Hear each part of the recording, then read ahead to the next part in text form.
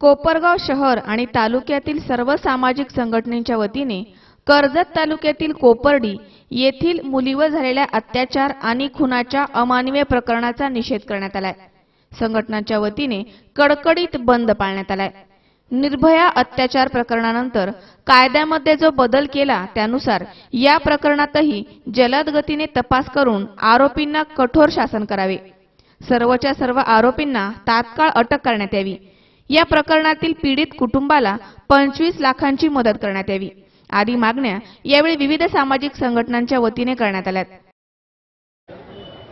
मुलींच्या बाबतीमध्ये जो उद्रेक झालेला आहे त्याबद्दल सर्व तरुणींनी याच्यासाठी जागरूक राहावं आणि पुढे अशा घटना घडू नये यासाठी आपण सर्वांनी प्रयत्न केला पाहिजे। पोलीस असो किंवा आपण सर्वसामान्य लोक असो सगळ्यांनी एकजूट होऊन या नराधमांचा जो आहे की निषेध केला पाहिजे।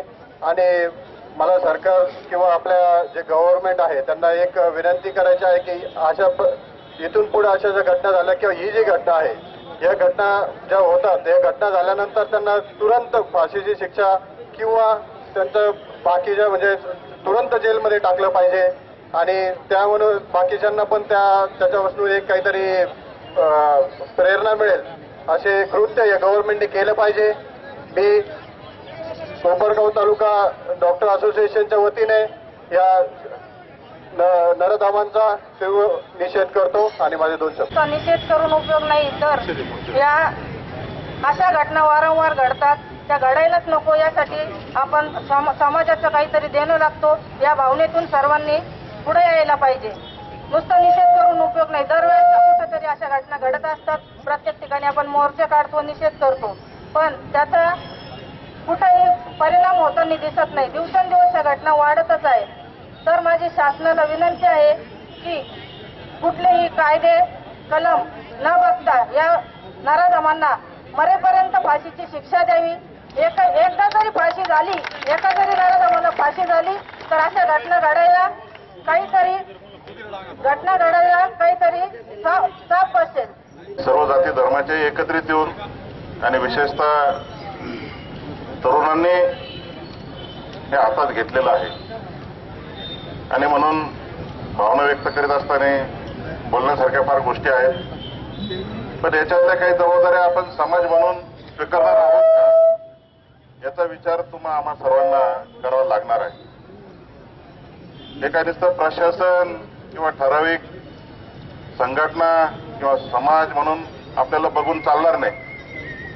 तर आता याच्यात तरुण मुलांनी पुढे येऊन अशा ज्या काही घटना आहेत किंवा विमलताई म्हटलात का शाळा सुटल्यानंतर असे काही ठराविक मुलं टकेगिरी करणारे असतात तर याला आम्ही पायबंद घालण्याच्या दृष्टिकोनातून पुढे आलं पाहिजे।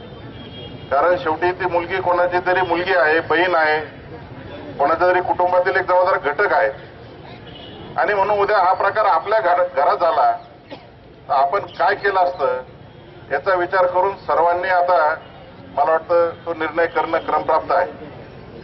आपल्या अनेक घटना यापूर्वी झाल्यात, भविष्यात होऊ नये यासाठी आपण सर्वांनी जागरूक होणं गरजेचं आहे आणि म्हणून मी विशेषतः आवाहन करेल सर्व तरुण मुलींना सुद्धा मुलांना सुद्धा का आता आपण स्वयंस्फूर्त होण्याच्या दृष्टिकोनातून याच्यात पुढे आलं पाहिजे। मान्य शालिनीताई जिल्हा परिषदेच्या अध्यक्ष असताना महिला बाल कल्याण विभागाच्या वतीने सर्व मुलींना कराटे प्रशिक्षणाची एक भूमिका त्यावेळेस पुढे घेतलेली होती का कॉलेजमध्ये ज्या मुली शिकतात त्यांना कराटेचं प्रशिक्षण दिलं पाहिजे का जेणेकरून उद्या एखादा प्रसंग मुलीवर आला तर किमान ती सक्षमपणे त्याला तोंड देता आलं पाहिजे। यासाठी खरं तो प्रयत्न झालेला होता आणि आपण मुलींमध्ये जर ती एक क्षमता तयार करू शकलो उद्या असा कोणताही प्रसंग त्यांच्या समोर आला तर त्या प्रसंगाला सामोरं जाण्याची ताकद त्या मुलीमध्ये असली पाहिजे। राज्याच्या मुख्यमंत्र्यांना पाठवलेल्या निवेदनामध्ये विकास आढाव, बाळासाहेब आढाव, अनिल गायकवाड, सचिन गवारे, प्रकाश कवडे, प्रमोद नराडे आदींच्या सह्या आहेत। योगेश डोखे, सी 24 तास, कोपरगाव।